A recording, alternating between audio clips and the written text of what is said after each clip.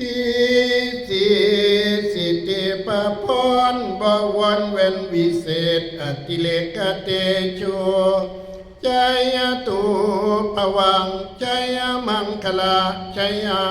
มหามงคลมือนี้แม่นมือสันวันนี้แม่นวันดีวันดีที่เป็นอีวันอเนกสวัสดีอาทิตย์ตื่นใจสีจันทร์กำจัดไพลีสตุพินาศอังกังอาจมงคลพุทธเป็นบุญกุศลเจ้าเกิดพฤหัสลำเลิศมหาพลาสุขติญาเวนวิเศษเศร้าเป็นเจตเจ้าจริงอุตตมังคลาสุนกัตตาสุมังคลาอุตตมชูอุตตมโยกอุตตมดิติอุตตมมหานิติมหาสัจจีปิลาศด้วยอำนาจอันเลือสาฟุ้งขาทั้งหลายไม่มีทั้งนักปราชญ์และผู้โลหิตมีทั้งบัณฑิตและเจ้าเมืองพังพร้อมเท่าแก่มานั่งล้อมสาธุการบริวารลายเรือลังมาห่มนั่งอยู่ต้นหลอนตาสะอ่อนบุญหลายหลากบอกอัดปากไปไกลมาห่มใจสมเสื่อนย่อหยกเย็นมงคลให้เป็นผลแต่สร้างทุละอ่างความดีรวมกันมากับตำลาใบสี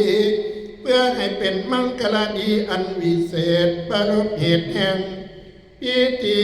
เสริมสิริมงคลให้เป็นผลอันเลิศสิ่งประเสริฐเติมดวงชะตาต่ออายุบูชาสุขหมดทุกโศกเว้นภัยสิ้นกันไล่ให้ไก่ห่างอันตรายทุกอย่างจงดับหายสุขสบายแสบซอยบุญแหลมหอยอยู่สุขีบุญนิมิตาโลกีนี้หายเสียงก็กินเจียงห่างนี่กายมีแต่ความสุขสดใสเปิดแผ่วเสริมจะตัดละสีแล้วอยู่สวัสดีสีมือดีแม่นมือสันวันนี้แม่นวันดีวันดีที่อมุตตะสุขตกใบนี้แม่นตกไม้จันทร์ขันใบนี้แม่นขันไม้แก้วเท่าแก่ตกแต่งแล้วจึงได้แต่งปักวันมีกันบังพร้อมเท่าแก่มานั่งล้อมอ้อมอยู่ปักวันต้นหลอนใจลายมีทั้งฝ่ายผูกแขน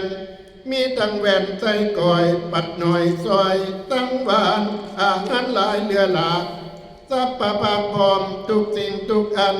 มีทั้งผูพันและหมากจีบเฝ้าวังหีดเดาดามาละหอมห่วงเห่าเหล่ากองแก้วยกใส่ปะกวนชวนกันมามุดเต่าเข้าต้มกล้วยใบสีไข่หน่อยดีเกียงปอดประยอดไทยทดสะพลญาณองค์มาแต่เมืองฝากวัดแขวงนาตัดซื้อกุนสีกุนปันทรงสีสันงามสะพาดข่าวจึงมีท่านราชาอาญาปงสิทธิใจยปะปนบอกก่อนเวนวิเศษอติเลกเตโชใจยตุปวังใจยมังคลังดังนี้เป็นข่าวบัดนี้ฟุ้งข้าทั้งหลายทั้งหญิงชายหน่อยใหญ่อุบาสกอุบาสิกาขออาราธนาคุณภาษีรัตนาไตแก้วแก้วแก่นสดสีบารมีให้สดใจป้องหรือไทยขาวแจงกุศลแห่งนำอยู่บุญสู่ให้ผลผ่านท่านพระอาจารย์สร้างสมผ่านตลอดการทั่วเท่าอย่ามีเสาให้พองสีในวาระมือนี้ให้สีเด่นเป็นมงคลงามวิมลใจแสงก็แบ่งบุญมุนปันป้อมมาจันใจเหลื่อมเตรียมเงาอย่าได้เก่าโมทนากับกลมป้อมพื้นแผ่นใสก็ให้พระอาจารย์ลุลับใดสมดังปณิธานต่างสมผ่านลือซาลือดังจนงามวิมลใจเหลื่อม ตรียมประจันวันเพ็ญสองใส่ห้องเจิดจ่าผ้าเหลื่อมทรงสีบารมีให้ย้อนยิงเนื้อสิ่งปูนปานเจ้าประชาเจ้าการสาลือพระคุณท่านให้โสพลงามลำกุศลนำให้ลำเดินวาสนาให้แล่นขึ้นป้านนำแจงนองให้ญาติโยมและพ่อแม่พี่น้องวางเพิ่มบารมีขอความดีให้มาสู้ให้อยู่เย็นหายห่อนพุทธคุณอันสูงลำกุศลทำให้นำส่งเป็นประสงค์ยอดแล้วแววเหลื่อมสง่างามหมดทุกกองเจ็ดคำมาฟังเทศนาสอนให้ส่วงนอนหายเมาง่วงเหงาให้หายสิ้นเอาสิ้นทำนำลางป้าปังทุกกลุ่มกวงสาธุชนทั้งปวงป้ากันมาหลังเขาห้องเขาห่วมบุญไปหนาปุญให้โศกใหญ่มหาศาลสร้างสมบัติลือสาลือดังจนเจ้าผู้โพธิตนมหาชนได้สนเพิ่งใส่เลื่องยอดแยวแววลำคาปูนจังว่าไปนาปุญกุลวิเศษลือสาเป็นนาวานำทางสร้างแพงลำเอาพระธรรมนำไว้ให้สดใสทวนทั่วเป็นเจ้าหัวแก่นแจวแววเหลื่อมคาควรกุลความดีล้วนพระคุณตามให้สดใสตัดตาใจตั้งปองให้ลังมากับกลุ่มพระบรมไตรแก้วเป็นแนวทางนำปองสาธุชนพี่น้องป้านมไหวแห่แหนหมดทุกกองเกตแขวนแดนปองทอละนีได้เปิงสีใบบุญท่านเจ้าคุณผู้งามลำคุณพระพุทธให้นำคำคุณพระธรรมให้นำทรงคุณพระทรงยอดเยี่ยมให้เตรียมขางอย่าห่างจริงสิ่งศักดิ์สิทธิ์ฤทธิ์ยอดยิ่งให้ลิงลำและเลี้ยวให้ได้เกี่ยวนาวาแผ่พลานำตุ่มเทวดานำหุ่มปกคลุมตุ่มกอมบารมีแวดล้อมให้นำกลุ่มอย่ามุนมองมือนี้ญาติพี่น้องได้จัดแต่งปักวันเต็นสมควรเรียกการควรเอื่นมือนี้ญาติกาพากันมาโฮมแล้วเสียงแซวเตรียมห้องโอเอิ้นเอากวนทอนไทยให้มาเข่าแม่นสู่กิงเจ้าอย่ามิดยิงติ่งยามควนมาให้เจ้าตื่นให้เจ้าเสินปอบอย่ารอสาอยู่นานว่ามาเดือกวนเอ๋ยควรจะไปหมดน้ำสาใหญ่กินปลาก็ให้มาสามือนี้วันนี้ควรจะไปอยู่นากินข้าวก็ให้มาสามือนี้วันนี้ว่ามาเดือกวนเอ๋ยยามมาตาเว้นคำลงหลับป่าแสงยามมาตาเว้นแดงลงหลับป่าใหม่ควรจะไปอยู่อ้นเหนือหรือใต้ก็ให้หยิบมาเตรียมจีนยาซาควรจะไปอยู่ฝ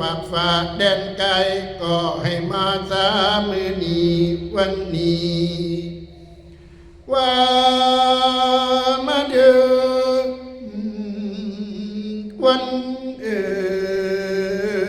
ยควรจะไปเที่ยวขา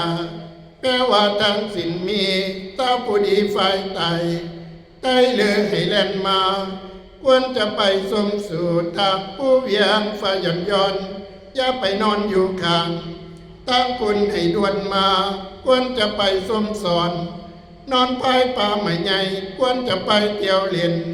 หน้าที่นำเอากระแสควรจะไปตั้งกำป้านมเป็นกระเหม็นตำอย่าไปนำหมูแมวแก้วปุ่นให้เต้ามาว่ามาเดือกวนเอ๋ยค ควรเจ้าจงมาอยู่ในอารามควรเจ้าจงมางามในศีลธรรมองค์อาจอย่าได้ขาดเสียดสีอย่าได้มีมองมนอย่าได้คนเป้พังให้เจ้าฟังเป็นแกนให้เจ้าเน้นดังศิลาแหลงให้เจ้าแข็งดังหินแทนก่อนอย่าได้ย่อนต้อนเป็นดังเขาปัสุเมนบ่ยังให้เจ้าเตียงดังตาสิงให้เจ้าอิงประพุทธอย่าได้สุดเอ็นเอียงให้เจ้าสูงเพียงฝ่าให้เจ้างามตัวลาดแดนไกลไปทางใดมีผู้แห่ให้เป็นแจในศาสนาว่ามาเดือคนเอ่ยให้สมปรารถนาในคำสอนพระพุทธเจ้าทุกคำเศร้าผิดข้าจารอย่าหันเหสินออกกิเลสหลอกหนีหายสมความหมายทุกอย่างอย่าได้ห่างพระวินัยจงสดใสในธรรมเลิศจงประเสริฐในศาสนาก็จงให้อุดมด้วย